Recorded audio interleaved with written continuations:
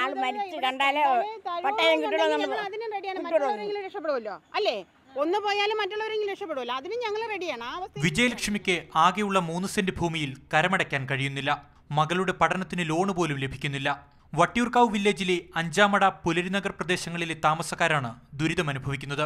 Loan എടുക്കാൻ ഒരു മോളെ കല്യാണം കഴിക്കാൻ ഒരു മോളുണ്ട്. പട്ടയമില്ലാതെ അങ്ങനെ രീതിയിൽ ഇങ്ങനെ വിട്ടുകൊണ്ട് നടക്കുകയാണ്. അഞ്ചാമടയിലെ സർവേ നമ്പർ 39-31 മാത്രം പട്ടയമില്ലാത്തവരുടെ എണ്ണം 20ഓളമായിരുന്നു. ഇതിൽ 5 പേർക്ക് മാത്രം പട്ടയം കിട്ടി. പട്ടയം ഇല്ലാത്തവരിൽ ഇടയ്ക്ക് 5 പേർക്ക് പട്ടയം കിട്ടി.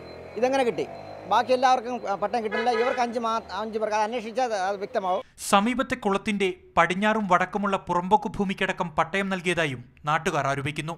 കുളഭാഗം കുറച്ച് പുറമ്പോക്കുണ്ട്, അവരെല്ലാം പട്ടയം പതിച്ചെടുത്തു. പിന്നെ കുറേ പേരെല്ലാം കൈക്കൂലി കൊടുത്ത് ഇതിൽ ഒരുപാട് പേർക്ക് കിട്ടാത്തവർ ആ സമയത്തുണ്ടായിരുന്നു.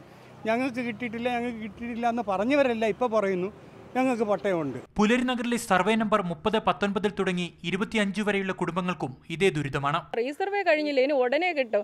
ഒരു 2-3 മാസത്തിനകത്ത്. അങ്ങനെ എത്ര വർഷങ്ങളായിട്ട് ഞങ്ങൾ ഇതിന് കാത്തിരിക്കുന്നതെന്ന് അറിയാമോ?